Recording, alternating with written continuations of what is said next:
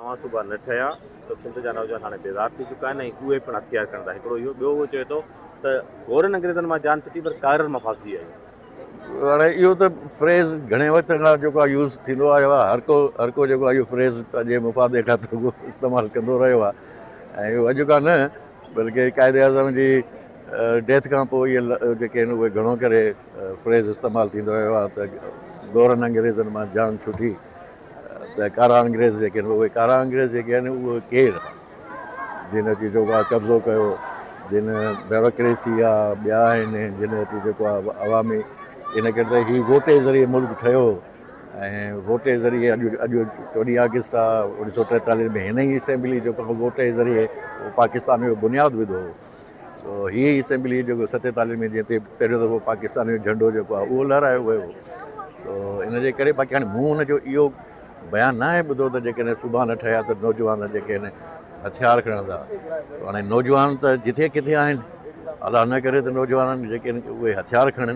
जेकॾहिं नौजवान हथियार खणंदा ऐं उन्हनि खे जेकॾहिं इहा त मतिलबु त बग़ावत आहे ऐं जेको चए थो त नौजवाननि खे हथियार ॾियणो इहो त तमामु जेकॾहिं हुन चयो आहे त मां ॿुधो कोन्हे को, जेकॾहिं हुन चयो आहे त मुंहिंजे ख़्याल में त मर्कज़ी हुकूमत खे इन ते नोटिस वठणु घुरिजे त हिकिड़ो फेडरल मिनिस्टर उहो हिकिड़ो आहे हिन क़िस्म जो उहो बयानु ॾिए थो पियो ऐं नौजवाननि खे तरग़ीब थो ॾिए त उहो जेको हथियार खणंदा। इन करे त सूबनि जो ठहणु न ठहणु उहो असेंबली जो आहे, वोट जे ज़रिए थी सघे थो।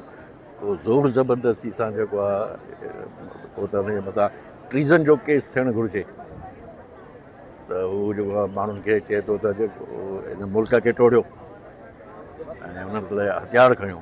पर मां सम्झां थो त तव्हां मूंखे ॿुधायो था, मां इहो पाण ॿुधो कोन्हे को, पर लेकिन आहे त अफ़सोसनाक आहे, तमामु घणो अफ़सोसनाक आहे।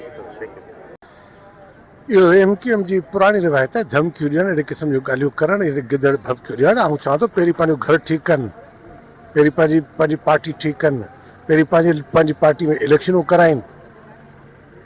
असीं हिननि खे सुञाणूं था, हिननि जी हीअ आहिनि छा, कहिड़े खेत जी मूली आहिनि। सिंध हुई हमेशह रहंदी इंशाअल्लाह ताला।